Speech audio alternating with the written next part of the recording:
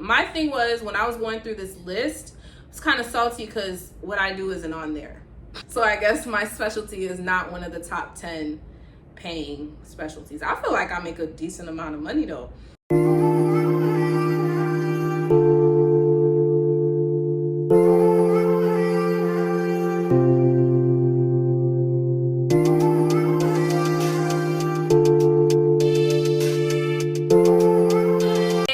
Welcome back to my channel. We just gonna get straight into it. I don't even have an intro, so we're just gonna get straight into it. Today we're gonna be talking about the top 10 highest paid nursing specialties out today. This is current because I got the information from online. Y'all know where.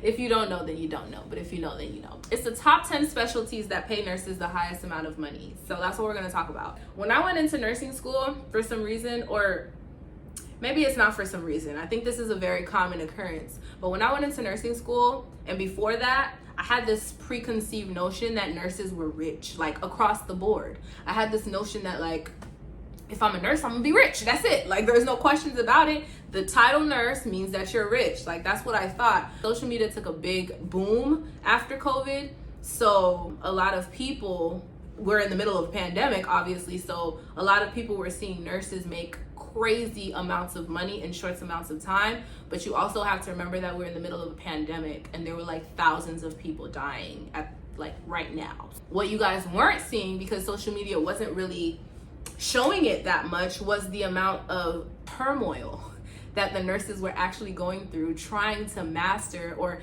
not master, but trying to manage the workload that they had. Like, that wasn't really portrayed on social media. So a lot of people post-pandemic were like, ooh, I want to be a nurse because I'm gonna be making $10,000 a week. No, baby, that was only a COVID thing. That's not happening no more. They barely paying us $3,000 for a travel contract. Like, it'd be like $2,000 a week for a travel contract. It's not the same thing anymore. That's dead. So I want to give you a clear, concise place where you can go. Also, another thing for me when I was going into nursing school was that I didn't really know what field I wanted to be in. Everybody tells you to go to med-surg, and it's like, we don't all want to be med-surg nurses. Like, that's just not what we want to do. I wanted to know, like, what specific field can I go into, and like, would I like it, right? But I was the type of person, I didn't really do the research. But you're better than me because you did the research. You're on this video, which means you want to know. So I'm about to give you the tea. I'm about to give it to you. My thing was, when I was going through this list, I was kind of salty because what I do isn't on there. So I guess my specialty is not one of the top 10 paying specialties. I feel like I make a decent amount of money though, but the prices that they have on here is clearly better than what I'm making. I still love my job, so we're gonna keep it anyway, because you're going to nursing school, so across the board you're good, but you need to know exactly where you're going after nursing school, because you can go into the hospital, which is where everybody thinks everybody's going, but not everybody can go into the hospital. We need nurses elsewhere, you know? You can go into the hospital, you can go into a school, you can go into a courthouse, you can go be at people's houses, you can be a midwife, you can start a birthing home, which is what I originally wanted to do before I went to nursing school. And then I went to labor and delivery clinical, and I was like, you can go a bunch of different places. So your job is to actually go into nursing school knowing, what exactly am I about to do? So I'm about to give you 10 different specialties that you can consider going into post-nursing school. We're gonna start from number 10, so that way we can get to number 1, which is the actual highest paying nurse that you can be. They make the big bucks, okay? Number 10 is a pain management nurse. So this is a nurse that earns around $110,000 annually. And the demand is for specialized skills in managing patients' pain. So basically, you're a pain management nurse. You know about the pain medications, you know about the narcotics, you know the side effects that they give, you know how it works, you know what you need to watch when you give this and how long you need to watch it for. Basically, we all know. Like, as a nurse, we all know. But when you work as a pain management nurse, your job is to know all of it. So that's the thing about nursing. It's like, we all have the knowledge. Like, I have knowledge on how to do wound care, but I'm not a wound care nurse. Like, I can do wound care, but a wound care nurse is specialized in wound care, if that makes sense. The salaries can vary based off the geologic location that you're in. They pay nurses different prices throughout the US. So you have to like do research for exactly where you are, so that way you can know exactly the amount that they pay you for this specific specialty. But this is more like a general number. it's around that price of $110,000 a year.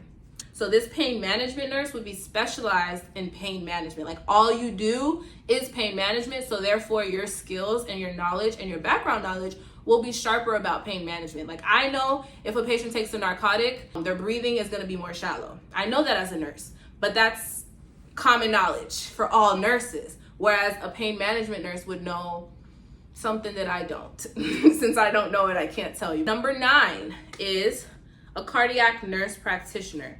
So a cardiac NP can earn up to $114,000 yearly. A cardiac nurse practitioner is basically an NP. Right now, I'm a registered nurse. I'm an RN. So I went to school for 2 years for my associates, and then I went for another 2 years for my bachelor's. So a total of 4 years to get my bachelor's degree. I'm a bachelor's certified registered nurse. So I would have had to basically go to school again for another, I want to say a year and a half, I believe it was, a year and a half to 2 years, so I can get my nurse practitioner's license. I didn't, but you would essentially have to in order to be this specific kind of a nurse. This nurse practitioner specializes in cardiac stuff specifically. I know that the heart rate norm is from 60 to 100 beats per minute. They might have a backup follow-up thing to that because they're like specialized in cardiac. So there's certain things that they probably see on a regular basis that I don't see. So they'll have more information towards that. You probably have to go to school for like 5.5 years, maybe 6 years in order to get to that level. Number 8 is an orthopedic nurse practitioner. They make $120,000 per year. So this is just like the cardiac nurse practitioner. Instead, this patient works on an orthopedic specialty. Orthopedic means bones. When I first graduated and I did my residency, I did it on an orthopedic floor instead of a med-surg floor. So I was kind of like an orthopedic nurse for like 6 months. And then I left because I didn't like it. So like when they have hip surgeries, when they have knee surgeries, and they need like the bone stuff, that's basically what you would do. I know that a major I'm trying to think of the facts that I know. A major complication of like a hip replacement or a knee replacement surgery is like, I think it's called a fat emulsion or something like that, and it's basically like a fat clot that just like travels in your body, blocks something, and then you like stroke out or like you die of a heart attack. That's one of the highest risks of having bone surgery. Correct me if I'm wrong, y'all. Y'all correct me in the comments, but I remember learning that in school, something about a fat emulsion. That's like one of the major risks of having bone surgery. A orthopedic nurse practitioner would know the next step to that. Number 7 would be pediatric endocrinology nurse. They make between $81,000 to $114,000 yearly. So the pediatric endocrinology nurse is a nurse that specializes in the endocrine system for kids. So pediatric means that they're working with kids, and endocrinology is like that system that manages like your blood sugar and your thyroid, things like that. That's the endocrinologist, but they're a nurse. They're not a doctor. Number 6 is a neonatal nurse practitioner. I smile because that's originally what I wanted to be before I went into nursing school. I swore I wanted to be a neonatal nurse practitioner because I like babies. That was my reasoning. I like babies. Quickly after nursing school, I decided babies wasn't my thing. Not because I didn't like babies anymore, but like you don't really get to see babies when you're working with pregnant moms. I was in high school, I used to come home after school and literally watch birthing videos on YouTube. Like I would watch dogs give birth, I would watch women give birth. For some reason, why did YouTube show me that? I don't know, but I would watch people give birth after school when I was in like middle school. I was just so fascinated with the birthing experience and I just loved watching it. So I was like, I think I would make a great neonatal nurse. But then in nursing school, we had a clinical rotation for labor and delivery, and for some reason that rotation, like I was excited about it, but it did not give. It just didn't give what I thought it was gonna give, you know? I probably seen like one baby in that rotation. One baby. And I didn't get to pick up not one of them. So there's a lot of sitting around being done in the, you know, the little birthing ward. So I was like, so we just want to be waiting for people to have kids? Nah, that was boring for me. So I was like, nah, maybe that's not what I want to do. So I was like, scrap the whole baby making stuff. Let's just change directions completely.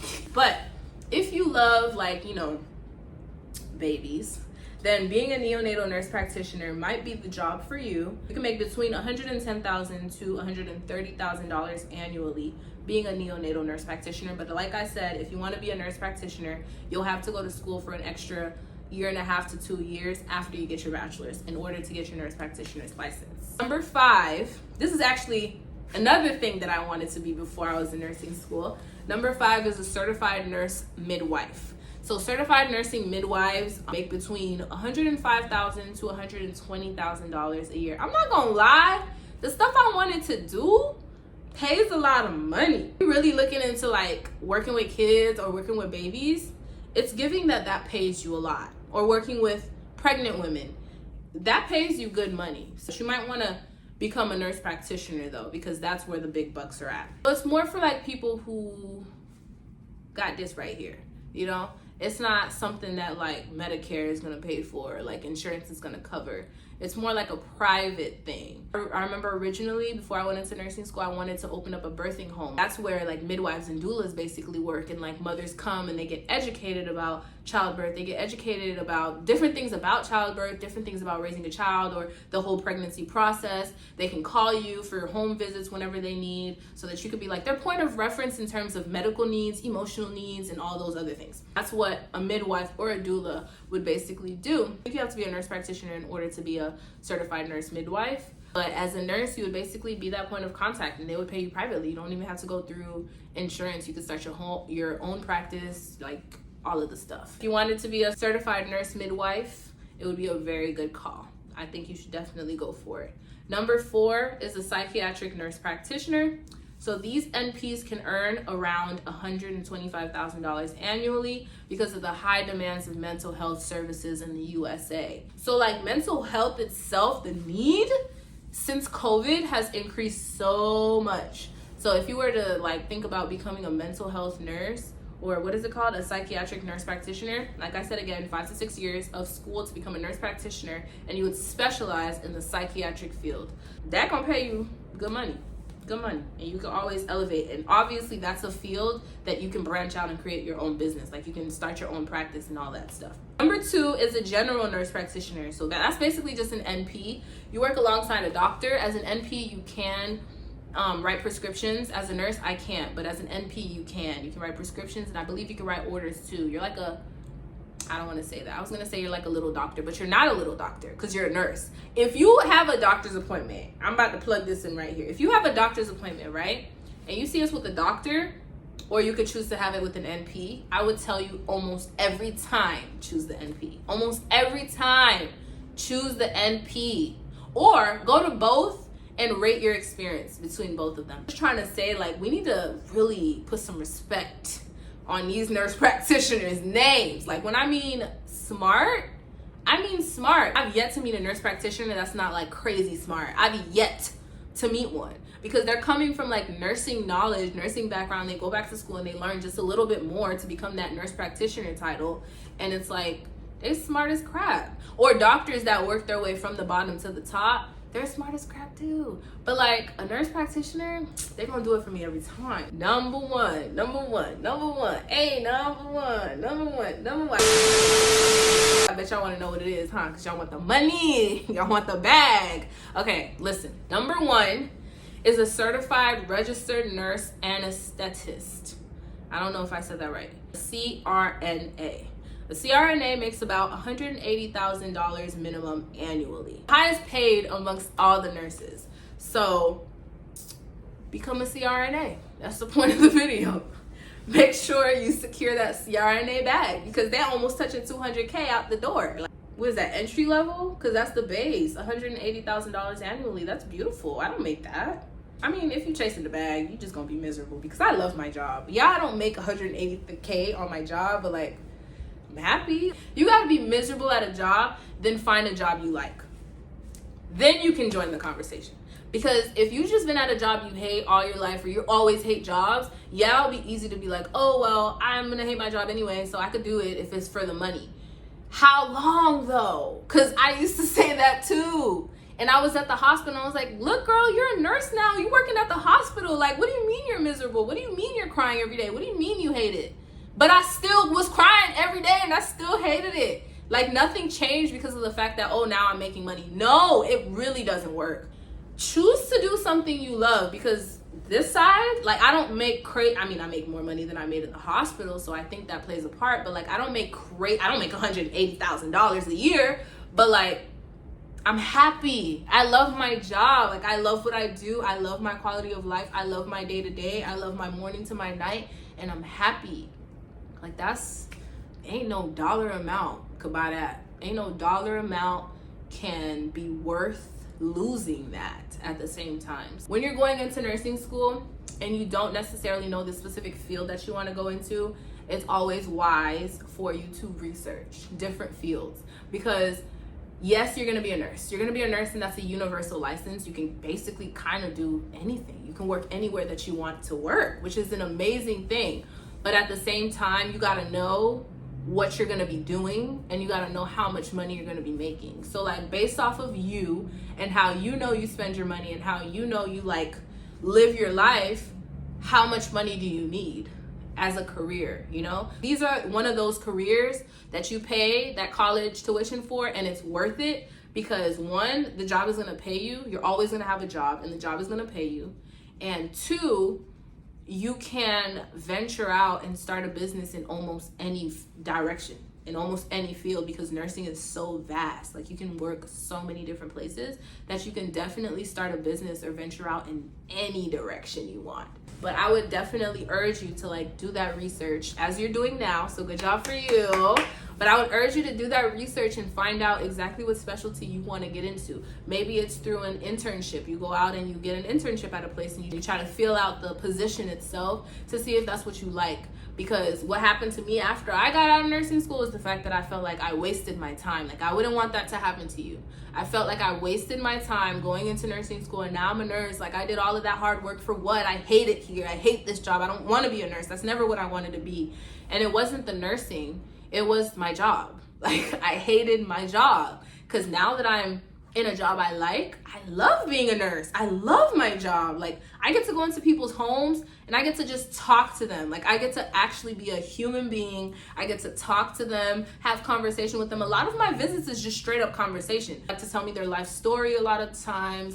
You know, they just find comfort in me, and I find comfort in them because I'm inside of your house. Like, we friends, we besties now. I'm not even gonna lie to you guys. I honestly didn't think I would reach this point. I didn't think that I was actually gonna get to a point where I can love my job, but it's the best thing ever. So I would urge you, do your research, make sure you look up your information and you know exactly what it is that you want to do, so you don't waste your time, so you don't feel like, oh crap, like I just wasted all this time for no reason. No, you don't want to feel that way.